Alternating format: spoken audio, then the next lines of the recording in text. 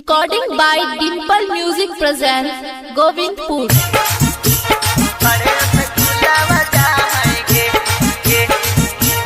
Mixed by Vikram Bihari.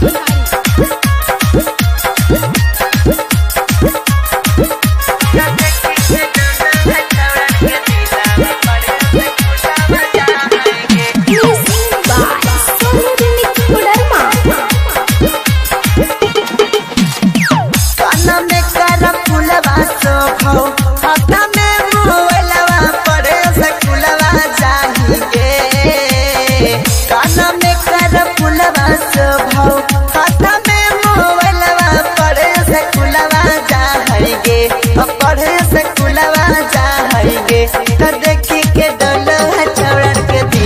पढ़े से कुलावा जाएंगे तो देखी के डोल है छौड़न के दिलावा पढ़े से कुलावा जाएंगे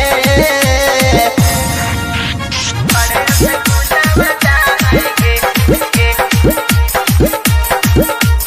पढ़े से कुलावा जाएंगे तो देखी के डोल है छौड़न के दिलावा पढ़े से कुलावा जाएंगे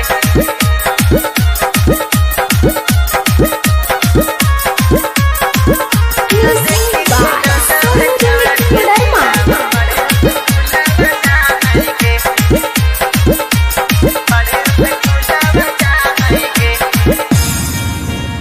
16 के जवानी पानी भरल हपोरे पोर में शोभलाई तिलवा रानी गलवाई गोरे गोर में गलवाई गोरे गोर में 16 के जवानी पानी भरल हपोरे पोर में शोभलाई तिलवा रानी गलवाई गोरे गोर में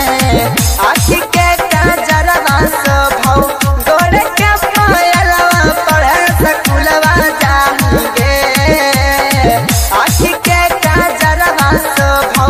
गोरे के पायलवा पढ़े सकुलवा जाएंगे पढ़े सकुलवा जाएंगे तो देखी के डोलो छौड़न के दिलावा पढ़े सकुलवा जाएंगे तो देखी के डोलो छौड़न के दिलावा पढ़े सकुलवा जाएंगे पढ़े सकुलवा जाएंगे तो देखी के डोलो छौड़न के दिलावा पढ़े सकुलवा जाएंगे पढ़े सकुलवा जाएंगे Music by Sonodini Kudarma. मुँह में दाबा के चलई ओढ़नी के कोना लगही बावाल बड़ी सुनई गे सोना मुँह में दाबा के चलई ओढ़नी के कोना लगही बावाल बड़ी सुनई गे सोना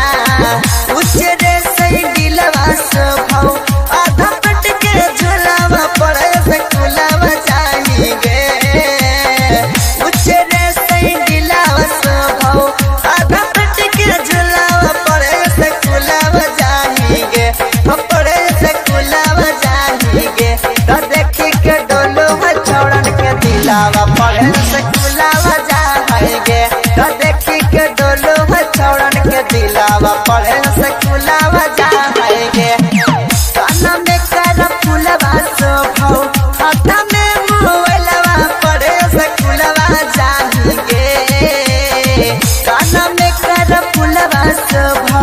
हाथा में मोबाइलवा पढ़े से कुलवा जाएंगे